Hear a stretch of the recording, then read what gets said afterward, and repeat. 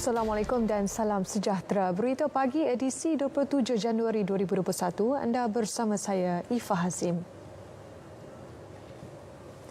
Saudara, kerajaan akan mengumumkan keputusan sama ada melaksanakan PKP lebih ketat atau kembali kepada PKPB sebelum 4 Februari ini.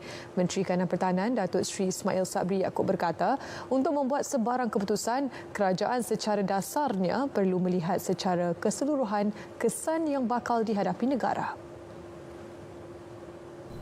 Yes, kita mahu menjaga kesihatan rakyat kita. Tetapi dalam masa yang sama, kita juga mahu melindungi kepentingan rakyat kita, terutamanya golongan-golongan miskin. Rakyat yang miskin, pedagang-pedagang mikro, pedagang-pedagang kecil-kecilan di tepi jalan yang terpaksa bergantung kepada pendapatan harian. Dan jika kita tutup, tentu akan menjejaskan mereka. Menurut laporan Suruhanjaya Syarikat Malaysia, sejak pelaksanaan PKP pada Mac sehingga Oktober 2020, lebih 13,000 syarikat telah tutup operasi mengakibatkan ramai pekerja telah hilang pekerjaan. Sementara itu, pasangan suami isteri jarak jauh yang berada di lokasi di bawah Perintah Kawalan Pergerakan PKP dibenar merentas negeri untuk pulang berjumpa pasangan masing-masing mulai tengah malam tadi. Bagaimanapun, pasangan berkenaan perlu mendapatkan kebenaran polis terlebih dahulu. Jadi seperti yang lain-lain juga, walaupun ada kebenaran, kalau ada kes kecemasan, kematian, memang kita benarkan, tetapi perlu memaklumkan kepada pihak polis dan mendapatkan kebenaran. Bagi pasangan yang bergejala, mereka dinasihat melakukan ujian saringan COVID-19 sebelum merentas negeri atau menangguhkan hasrat bertemu keluarga masing-masing.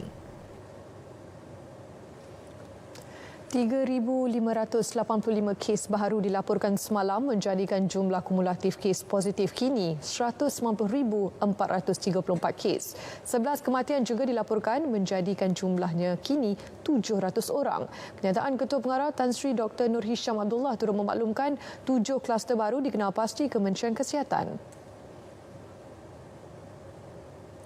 Kesemua kluster berkenaan 3 berkaitan tempat kerja, 2 kluster komuniti dan masing-masing 1 kluster keagamaan serta pusat tahanan. Angka kluster yang aktif di seluruh negara adalah 356 kluster, manakala jumlah yang tamat pula adalah 397 kluster. Tan Sri Dr. Nur Hisham turut memaklumkan terdapat 3 kluster dengan pertambahan kes baru tertinggi iaitu kluster Pasai dengan 111 kes, kluster Seri Bayu sebanyak 61 kes dan kluster Jalan Platinum pula 33 kes.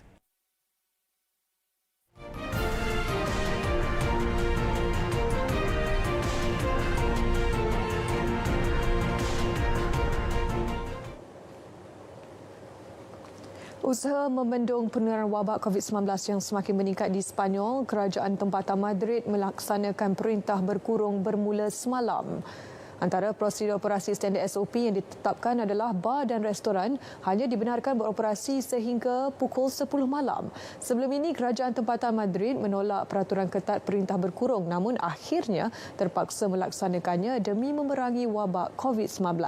Dalam masa sama, pihak polis akan menggunakan drone dan menambah anggota dalam membuat pemantauan pematuhan perintah berkurung. Sepanyol mencatat 93,822 kes positif baru sepanjang minggu menjadikan jumlah kumulatif 2.6 juta kes. Kes kematian pula mencatat 56,208 kes. Sementara itu, kerajaan tempatan lain turut mengambil pendekatan ketat untuk membendung penularan walaupun kerajaan persekutuan tidak menggalakkan undang-undang ketat dilaksanakan.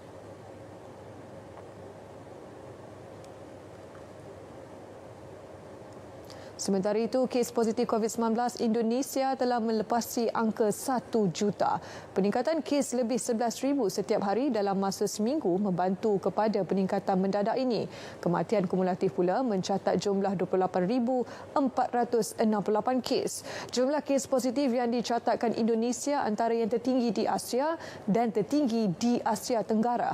Pakar berpendapat jumlah kes positif kemungkinan 3 kali ganda jumlahnya daripada angka yang dilaporkan. Kerajaan Indonesia telah memulakan program vaksinasi dan mengetatkan kawalan sempadan awal bulan ini. Lebih 100 juta penduduk di seluruh dunia telah dijangkiti dengan lebih 2 juta kematian.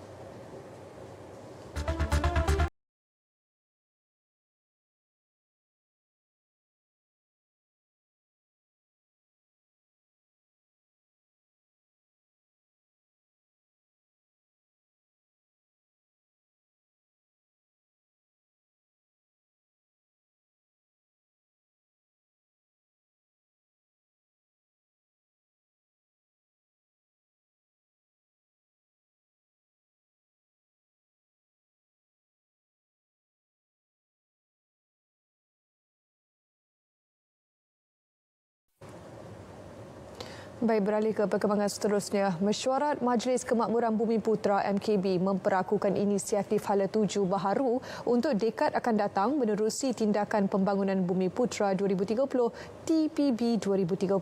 Ianya berdasarkan prinsip kesaksamaan peluang dan keberhasilan berlandaskan wawasan kemakmuran bersama 2030. Mesyuarat tersebut berlangsung secara dalam talian dipengerusikan Perdana Menteri Tan Sri Muhyiddin Yassin. Menteri di Jabatan Perdana Menteri Tugas-Tugas Khas Datuk Seri Muhammad Rizwan Yusof menjelaskan unit peneraju agenda Bumi Putera teraju berperanan sebagai agensi pelaksana akan menentukan bidang keberhasilan utama terutama dalam memperkasa ekonomi Bumi Putera melalui aktiviti perniagaan. Teraju function pertama menjadi sekretariat penuh yang diperakui untuk memacu, untuk memandu pembangunan Bumi Putera dengan mengadakan tindakan pembangunan 2030, very specific. Yang keduanya, Teraju akan terus berfungsi sebagai satu badan untuk mengenal pasti contohnya dalam program-program tertentu. Key areas yang kita boleh bangunkan secara terus dengan mengadakan kolaborasi dengan private sector, dengan mengenal pasti potensi-potensi daripada usahawan Bumi Putera. Beliau bercakap kepada media di Mutiara Damansara. Dalam pada itu, 2 jawatan kuasa juga diwujudkan di bawah MKB iaitu Jawatan Kuasa Pemandu Majlis Kemakmuran Bumi Putera JPMKB dipengerusikan Datuk Seri Muhammad Rizwan. Manakala Jawatan Kuasa Kerja Majlis Kemakmuran Bumi Putera JKMKB pula dipengerusikan Ketua Pegawai Eksekutif Teraju Mat Silmi Abdul Rahman. Dalam pada itu, TPB 2030 telah mengenal pasti 6 bidang keutamaan bagi merealisasikan objektif MKB menyelesaikan isu dan cabaran semasa agenda Bumi Putera. Ia meliputi penyampaian perkhidmatan, modal insan, pemilikan kekayaan, keusahawanan, ekuiti korporat dan isu Tanah Rizab Melayu. Datuk Seri Muhammad Rizwan berkata TPB 2030 menjadi pembangkit pemerkasaan penglibatan Bumi Putera dalam sektor berimpak tinggi. Yang paling utama yang melibatkan B40 kalau kita lihat yang melibatkan industri pertanian moden dan juga untuk di Generation Y kita lebih kepada pendigitalan dan untuk industri yang terus dibangunkan dalam sektor pembangunan, sektor pertahanan, sektor logistik dan sebagainya. Tapi yang nampak lebih akan memberi impak tinggi kepada pembangunan Bumi Putera ada semua peringkat adalah melibatkan pendigitalan dan juga sektor pertanian moden. TPB 2030 turut memfokuskan 7 aktiviti pertumbuhan ekonomi utama melibatkan sektor nilai tinggi, antaranya kewangan Islam, ekonomi digital, logistik, pengangkutan dan kelestarian mobiliti. Selain itu, sektor pelancongan, pertanian dan komoditi, industri halal dan pembuatan turut diberikan perhatian. Matlamat TPB 2030 akan dicapai melalui pelbagai inisiatif hasil kolaborasi strategik kerajaan dan swasta.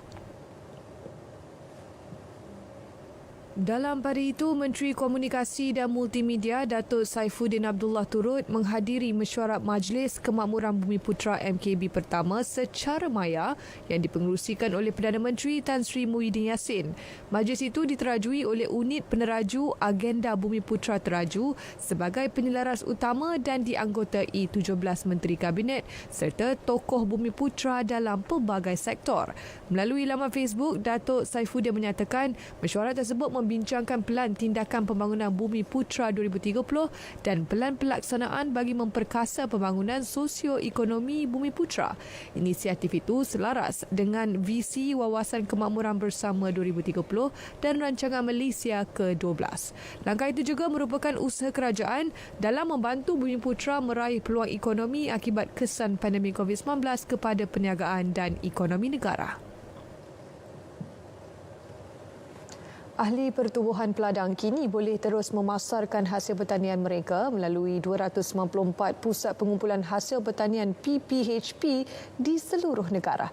Ia dilihat mampu memaksimumkan pulangan pengusaha dengan mengurangkan penglibatan orang tengah, seterusnya mengelakkan manipulasi harga dalam pasaran. Menteri Pertanian dan Industri Makanan MAFI Datuk Seri Dr. Ronald Kiadi berkata peranan yang dimainkan PPHP penting bagi membantu petani. Sebab itu sebenarnya PPK harus memainkan peranan yang lebih aktif untuk membantu petani-petani yang menjadi ahli dalam pertubuhan peladang di kawasan masing-masing. Jadi kalau ada pelibatan ahli-ahli yang aktif dalam rantaian industri ini keseluruhannya, kita akan dapat mengurangkan peranan dan pengaruh orang tengah dalam sektor pertanian. Tambah beliau, fungsi PPHP juga penting sebagai kayu ukur kepada kecukupan bekalan dan rantaian pengedaran agro makanan dalam negara. Jadi kita harapkan agar lebih banyak PPK yang akan dapat bergiat dalam industri agro makanan ini dan akan dapat berdiri atas kaki sendiri dari segi mempunyai kapasiti keupayaan kewangan yang kukuh seperti yang dikehendaki oleh pertubuhan peladang itu sendiri. Jadi saya melihat bahawa pusat pengumpulan ini merupakan satu pusat yang penting. Beliau ditemui selepas lawatan kerja ke PPHP Pertubuhan Peladang di Kuala Langat, Selangor. Khazanah biodiversiti negara perlu diurus dengan baik untuk manfaat generasi kini dan akan datang. Menteri Tenaga dan Sumber Asli Datuk Dr. Syamsul Anwar Nasrallah berkata, hutan tropika juga perlu dipertahankan dan dipulihara sebagai satu frontier akhir jaminan kesejahteraan kehidupan manusia sejagat. Dalam satu kenyataan, Datuk Dr. Syamsul Anwar berkata, Tabung Amanah Konservasi Sumber Asli Nasional National Conservation Trust Fund for Natural Resources NCTF ditubuhkan pada 2015 untuk meneruskan agenda menjamin kelestarian sumber itu. Tabung tersebut berfungsi untuk membiayai pelaksanaan aktiviti penyelidikan dan pembangunan, pengurusan dan pelindungan sumber. Ia juga dimanfaatkan untuk memberi kesedaran dan usaha-usaha konservasi. Semenjak ditubuhkan, kementerian telah meluluskan 41 kajian di mana 17 kajian telah selesai dilaksanakan. Pemohon boleh memohon pembiayaan dana sehingga jumlah maksimum iaitu RM1 juta dengan tempoh projek antara 6 bulan hingga 2 tahun.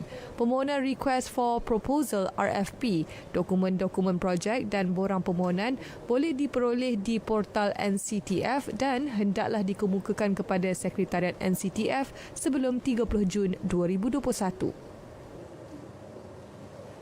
Susulan Jawatankuasa Teknikal Pengurusan Darurat bersetuju untuk memobilisasi sumber perkhidmatan awam persekutuan dan negeri bagi memantau isu-isu berkaitan pelaksanaan dan pengurusan darurat yang diumumkan Ketua Setiausaha Negara Tan Sri Muhammad Zuki Ali.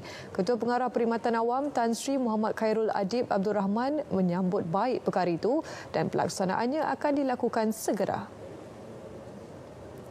Dalam keadaan yang tidak menentu ketika ini, sangat wajar untuk kerajaan menggerakkan penjawat awam ke jabatan-jabatan tertentu yang memerlukan perkhidmatan tambahan. Mobilisasi ini bersifat sementara mengikut keperluan semasa dan hanya melibatkan isu-isu darurat pandemik COVID-19 sahaja. Kurang sebulan. Saya rasa dalam hari. Kita bukan cakap bulan because ini darurat. Bila mana perlukan kita gerakkan segera. Kita dah bersedia. Saya sebelum datang ke RTM tadi pun dah masih berbincangan lagi. Dari segi ordinan yang kita nak angkat kepada Yang Amat Perdana Menteri untuk ditandatangani dalam beberapa hari lagi. menyentuh penggunaan aset kerajaan yang kurang optimum seperti kenderaan jabatan, pihaknya juga akan menggerakkan kenderaan tersebut kepada jabatan yang memerlukan.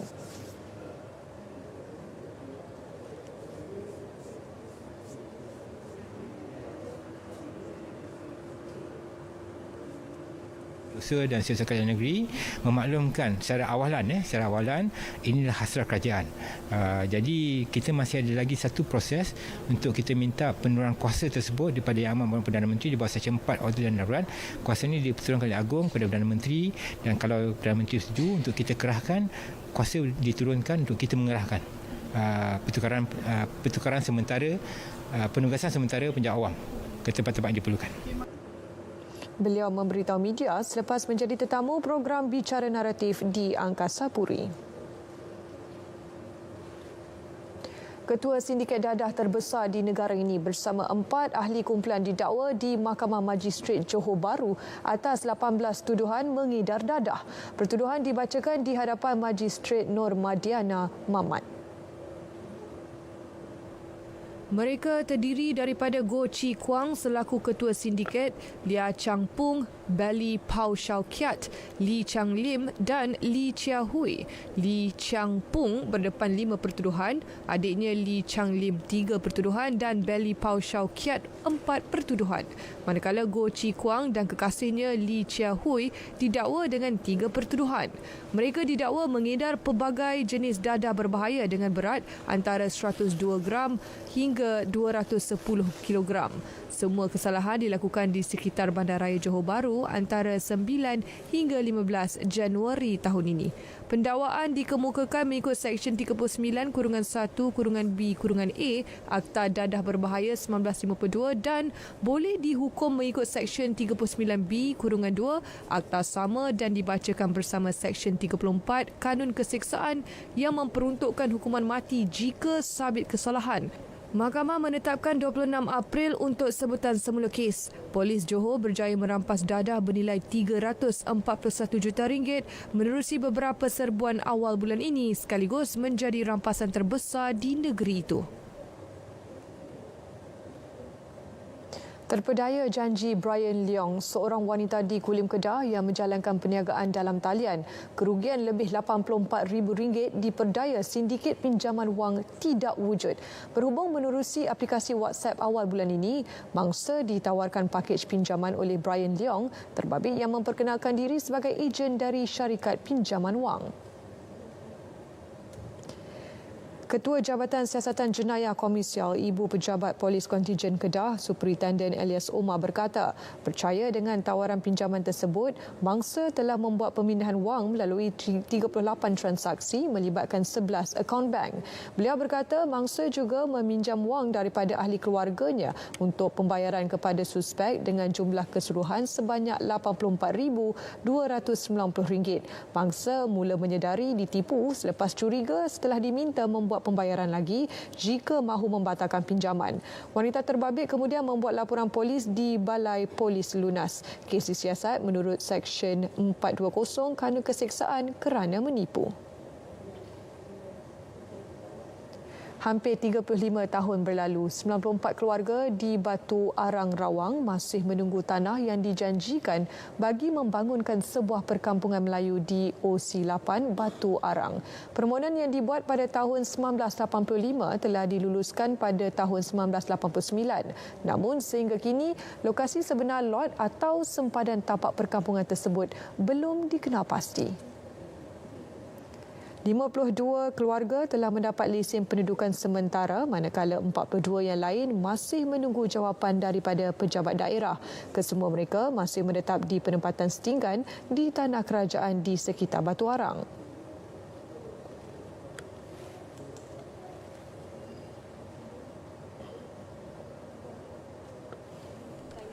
Ada sebahagian yang sudah dapat geran sementara bayar cukai tiap-tiap tahun. Ambil cukai. Tapi penyelesaian dia tak ada. Kita tak tahu mana lot kita. Penyelesaian tak ada. Macam mana tiap-tiap tahun you ambil cukai, ambil duit premium, tapi tak ada tindakan lain. Jadi mohon jasa baiklah pihak berkuasa campur tangan. Kami sudah kami minta bantuan lah pihak atasan lah. Kita sudah letih dengan pejabat tanah ni. Pengerusi Ahli Jawatankuasa Bertindak Perkampungan Melayu Batu Arang, Mat Jais Yunus berkata, mereka telah menulis surat kepada pejabat daerah, pejabat menteri besar dan pejabat tanah dan galian Selangor tetapi tidak mendapat maklum balas. Pejabat tanah beri respon katanya dalam pengurusan dia. Dan apa yang baru-baru ni dalam tahun 2020 ni, bulan Disember, kita dapat maklumat katanya tanah ni telah diserah pada Lembaga Perumahan Hartanah Selangor, dan pihak mereka katanya tengah membuat satu bancian katanya, dan dia nak akan mengusahakan. Tapi setakat ini kita belum dapat feedback lagi, dan kita pun dah banyak kali ingin berjumpa dengan pegawai-pegawai di pejabat tanah, tapi tak dapat feedback balik lah, tak dapat respon lah. Sehingga sekarang ni lah. Satu telefon pintar untuk satu keluarga. Itu sasaran Persatuan Ibu Bapa dan Guru PIBG di SK Cik Deris, Kota Baru untuk murid daripada keluarga kurang berkemampuan bagi membolehkan mereka menyertai pengajaran dan pembelajaran di rumah PDPR. Menurut guru besarnya Muhammad Fazil Mail, majoriti murid dari sekolah tersebut merupakan anak nelayan pesisir pantai.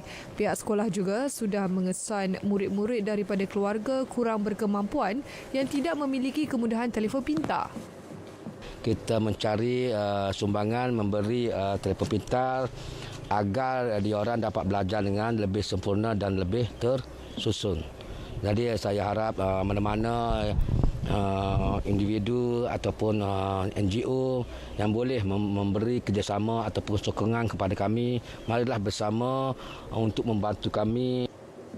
Beliau ditemui selepas menyampaikan sumbangan kepada keluarga Rosnani Ibrahim yang mempunyai 6 orang anak masih bersekolah di Kampung Tanjung Baru, Kota Baru.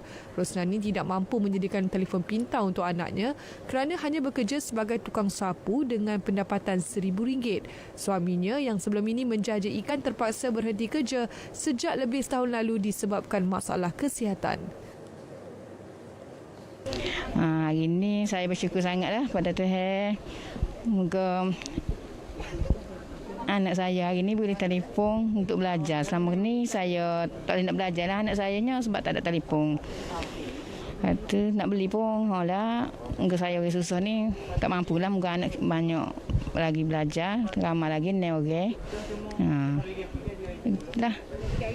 Hari ni cikgu besar sekolah Cik Deris mari simu saya ni beri batu telefon. Bagi mereka yang ingin membantu usaha murni SK Cik Deris ini, boleh menyalurkan sumbangan anda ke akaun seperti tertera. Langkah pencegahan penyebaran virus COVID-19. Pertama, kerapkan mencuci tangan anda. Kedua, elakkan menyentuh mata, mulut dan hidung anda. Ketiga, tutup mulut menggunakan tisu atau pelipat tangan. Keempat, hindari kawasan tumpuan ramai. Kelima, tinggal di rumah sekiranya tidak sihat. Keenam, sekiranya anda demam, batuk dan kesukaran bernafas, dapatkan nasihat awal perubatan melalui telefon sebelum mendapatkan rawatan susulan. Ketujuh, sentiasa peka kepada maklumat terkini daripada WHO.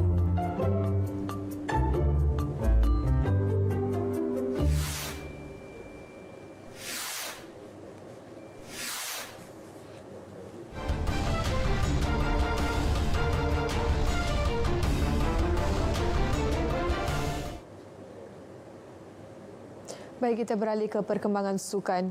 Hajat peminat bola sepak tempatan untuk menonton aksi Liga Malaysia Liga M musim ini nampaknya tertangguh lagi. Ini selepas Badan Pengelola Liga berkenaan, Malaysian Football League MFL, membuat keputusan untuk menunda tarikh sepak mula Liga M kepada tarikh baru iaitu 5 Mac depan. Dalam satu kenyataan, MFL memberitahu penundaan ini adalah disebabkan lanjutan perintah kalang pergerakan PKP di semua negeri kecuali Sarawak sehingga awal bulan depan.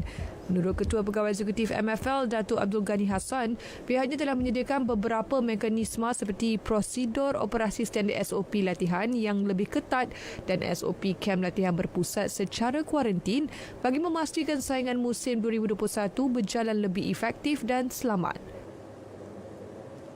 Telah membuat keputusan untuk menangguhkan tarikh 26 bulan permulaan Liga iaitu Piala Sembangsi kepada 15 Mac 2021 ini.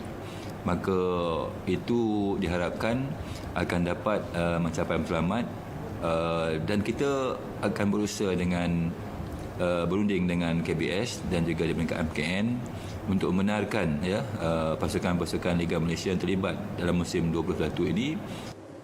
Tambahnya, keputusan itu dicapai dalam mesyuarat khas ahli lembaga pengarah MFL secara dalam talian selain mengambil pandangan dan persetujuan daripada wakil-wakil pasukan. Mengikut perancangan awal, Liga Malaysia 2021 akan membuka tirai dengan perlawanan Piala Sultan Haji Ahmad Shah yang menemukan juara dan naib juara Liga Super musim lalu, Johor Darul Takzim dan Kedah Darul Aman FC pada 26 Februari ini. Dalam perkembangan final jelajah dunia BWF di Bangkok pula, perseorangan lelaki negara Lee Zijia berdepan laluan sukar selepas diundi bersama pilihan utama dari Denmark, Victor Axelsen yang juga pemain ranking dunia keempat. Selain pemain ranking keempat dunia tersebut, Zijia turut diundi bersama pemain Taiwan Zhou Tianchen dan Anthony Sinisuka Ginting dari Indonesia. Ketua Jurulatih Perseorangan Lelaki Negara Hendrawan menyatakan fokus utama Zijia bagi menghadapi final jelajah dunia ialah meningkatkan keyakinan diri serta mempelbagaikan strategi permainan. Persiapan kita terhadap Setia dalam World Tour ini lebih fokus kepada taktik strategi dan meningkatkan kepercayaan diri, karena 2 turnamen yang kemarin nampak Setia kehilangan kepercayaan diri dan game dia.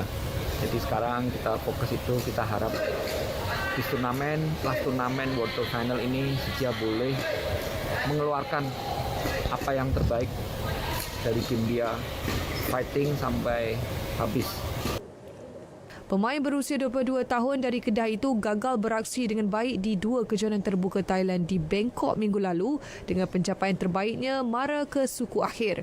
Manakala Axelsen pula semakin sukar digugat apabila berjaya menjuarai 2 gelaran siri jelajah Super 1000 itu sekaligus menjadi pilihan pada pusingan final jelajah dunia BWF.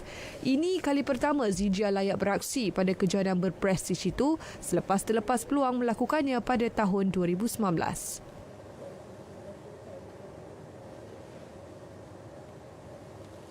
Baik, saudara, berita pagi berakhir di sini. Ingat, kita belum menang. Bersama-sama kita mengekang penularan COVID-19 dan amalkan mengimbas mai sejahtera di mana jua anda berada. Saya Fahazim, dengan itu, Assalamualaikum dan salam hormat.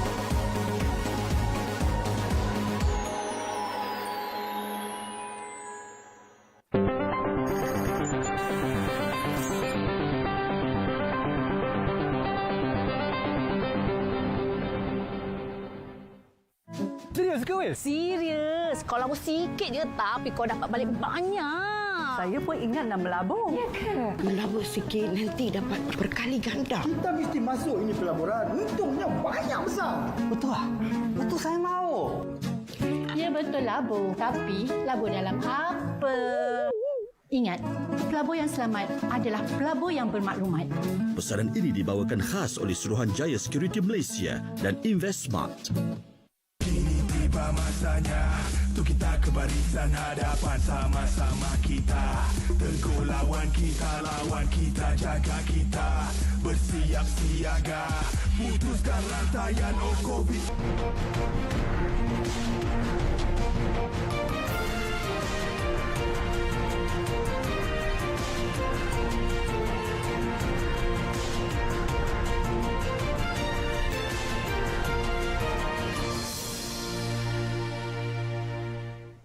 Assalamualaikum dan salam sejahtera, bersama saya Mazrona Kalinggalan dalam Berita Pagi Sabah edisi Rabu 27 Januari 2021. Kerajaan Sabah akan memohon bantuan peruntukan daripada Kerajaan Persekutuan bagi membaik pulih kerosakan jalan di negeri ini akibat perubahan monsun sejak September lalu. Timbalan Ketua Menteri Datuk Seri Bong Mokhtar Radin berkata, ini kerana kerajaan negeri tidak mempunyai peruntukan tambahan bagi membaik pulih kerosakan jalan di negeri ini. Pada masa sama, kerajaan negeri tidak mempunyai sebarang persediaan menghadapi setiap kerosakan yang berlaku akibat hujan berterusan dan bencana banjir sepanjang perubahan monsun berlaku. Kita sudah tahu setiap ujung tahun pasti akan berlaku hujan lebat dan mendatangkan mudarat. Tetapi kerajaan negeri tidak ada persiapan. Jadi mungkin bermula tahun depan, saya akan cadangkan kepada kerajaan negeri supaya kita bersiap sedia. Sementara itu, ketika ditanya media di Paitan mengenai prestasi syarikat konsesi yang menyelenggara kerosakan jalan di negeri ini, beliau menekankan syarikat dilantik perlu lebih efisien dalam melakukan kerja-kerja berkenaan. Kementerian Kerja Raya menganggarkan peruntukan sebanyak 15 juta ringgit diperlukan bagi membaik pulih kerosakan jalan akibat tanah runtuh di kilometer 127.7 Jalan Paitan Kanibungan di Paitan. Menterinya Datuk Seri Bong Mokhtar Radin berkata, anggaran tersebut akan ditetapkan selepas pihaknya menerima laporan terperinci daripada agensi terlibat yang melaksanakan kerja-kerja pembaikan tersebut. Bagaimanapun, beliau tidak menolak anggaran peruntukan tersebut mungkin berubah. Saya telah meminta penerima pegawai daerah untuk memanggil satu mesyuarat khas dan panggil semua agensi kerajaan yang terlibat dan buat kajian jalan raya dahulu bagaimana cara untuk memperbaiki dan membaik pulih jalan raya ini, termasuk juga kalau boleh bawa jabatan geologis, GPS dan sebagainya, jabatan tanah. Beliau yang juga timbalan Ketua Menteri ditemui media ketika melakukan lawatan kerja bagi meninjau kerosakan jalan terbabit di Paitan. Kejadian pada Selasa lalu akibat hujan berpanjangan itu turut mengakibatkan kuartus loji rawatan air Paitan menggelongsor. Ketika ini kerja-kerja meratakan dan menabur batu giat dilaksanakan.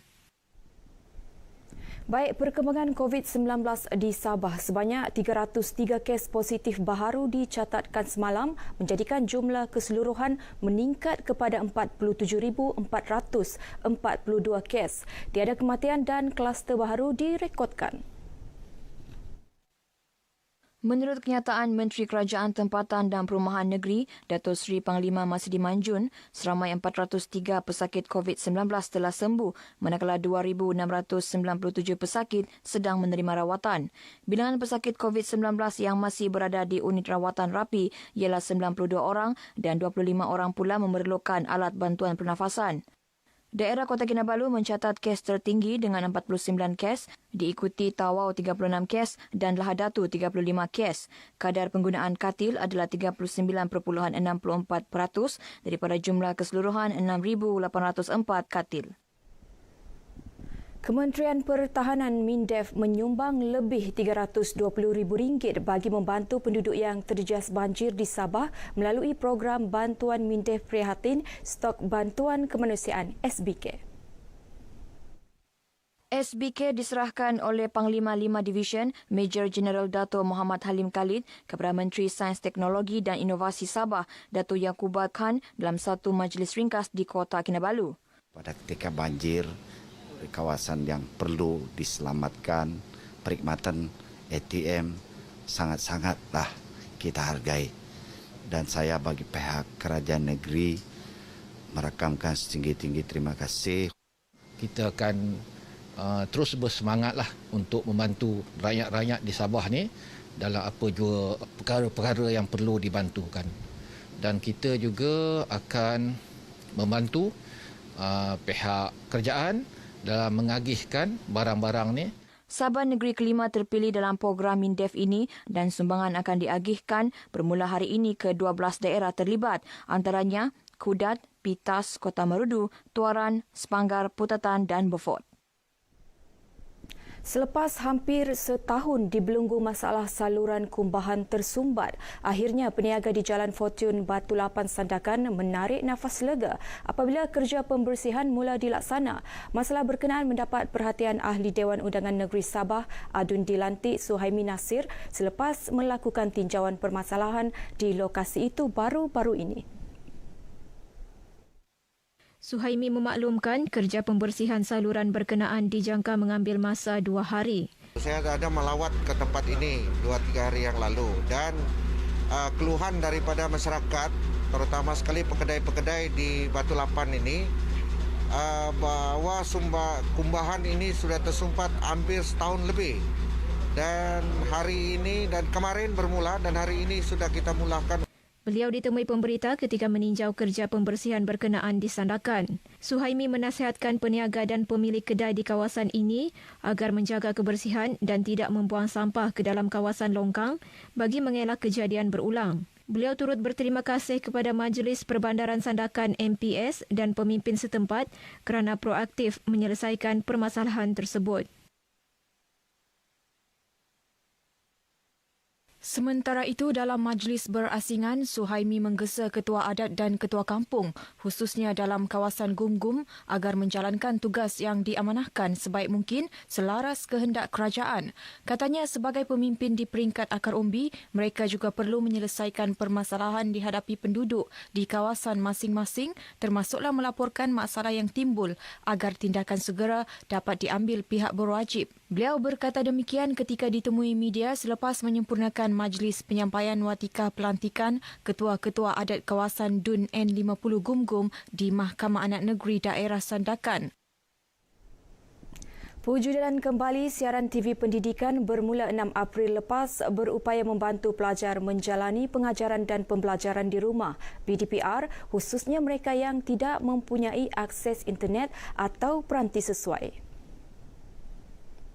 Ibu bapa yang ditemui RTM di sekitar Kota Kinabalu berkata, medium alternatif ini dapat memastikan pembelajaran berjalan lancar terutama dalam tempoh Perintah Kawalan Pergerakan PKP. KPM telah wujudkan TV pendidikan yang mana saya rasa dia merupakan salah satu medium alternatif lainlah yang boleh digunakan oleh ibu bapa dan juga pelajar. TV pendidikan ni dia ada jadual dia. Jadi kita boleh tengok berdasarkan jadual TV pendidikan tu, anak kita pun kita boleh tentukan dia tengok TV tu. Bagi saya TV pendidikan satu yang baik, boleh diterapkan bersama. Dia boleh bagikan masanya, mungkin sehari 2 ataupun hujung minggu kita berjumpa dengan sekolah, pihak sekolah, guru-guru, dan yang sebahagian lagi melalui TV pendidikan. Jadi TV pendidikan lebih banyak membantulah. TV pendidikan bersiaran selama 9 jam sehari iaitu 2 jam di TV OK, 4 jam di Astro Twitter TV dan 3 jam di NTV7. Jadual rancangan TV pendidikan boleh diperoleh melalui laman sesawang www.moi.gov.my, Facebook, Instagram dan Twitter @KemPendidikan.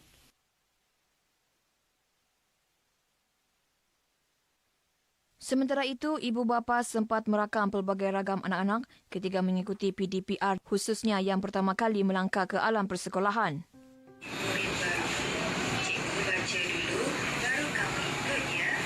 Kami murid baru. Kami ingin maju. Kami ingin maju. Kami sayangkan diri sendiri. Kami sayangkan diri sendiri. Hai kawan-kawan, nama saya Zizan Adha, panggil Adha. Saya Adha. Selamat berkenalan. Hai teacher. Hari ini saya buat dough. Ini air. Ini tepung, ini garam, ini minyak, ini merah, ini pink. Ini warna apa? Rahsia lah pilih. Kasih color lah dulu.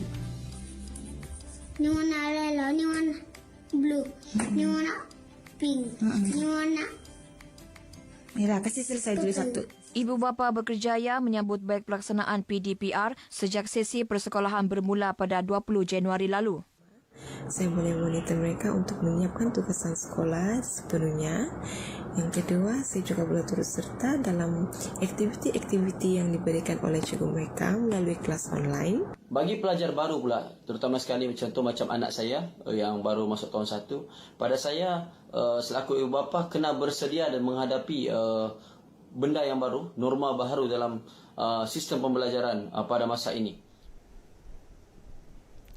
Kementerian Perdagangan Dalam Negeri dan Hal Ehwal Pengguna KPDN HEP Sabah sedang memantau harga jualan komputer riba dan telefon pintar di negeri ini. Tinjauan itu dibuat kerana permintaan yang tinggi terhadap produk berkenaan susulan pelaksanaan kaedah pembelajaran dalam talian melibatkan kebanyakan pelajar sepanjang tempoh Perintah Kawalan Pergerakan PKP. Ketika dihubungi RTM, Ketua Pegawai Penguatkuasa KPDN HEP Negeri Taha Julai berkata pihaknya sedang mendapatkan maklumat harga jualan produk berkenaan termasuk bagi produk baharu, produk dinaik taraf atau terpakai bagi mengelak peniaga menaikkan harga secara tidak munasabah. Pada masa sama, KPDN HEP juga meneruskan pemantauan harga barangan sepanjang PKP yang dilanjutkan hingga 4 Februari ini. Kumpulan Wang Simpanan Pekerja KWSP mula membuat pembayaran pendahuluan sehingga RM1,000 bagi permohonan kemudahan iSinar kategori 2 bermula semalam. Para penerima ditemui RTM nyata bersyukur khususnya yang terkesan akibat penularan COVID-19 serta terjejas banjir baru-baru ini. Itu kira amat baik untuk rakyat yang terjejas lah. Macam kami ni lah yang terjejas ni, yang pekerja swasta ni. Lebih-lebih lagi kalau yang macam yang bagi terkena kesan banjir tu kan, boleh meringankan beban untuk mereka yang terkesan banjir tu. Saya rasa bersyukurlah sebab dapat menerima iSinar yang kedua tu dan boleh meringankan beban untuk keluarga saya lah. Saya berharap kerajaan akan terus membantu rakyat yang amat memerlukan. Dia memang sangat membantu untuk saving untuk masa pandemik sekarang. Ya, keperluan rumah lah, macam sewa rumah macam tu, makanan. Pasal sekarang orang bilang banyak yang kerja tiap kerja sejalan.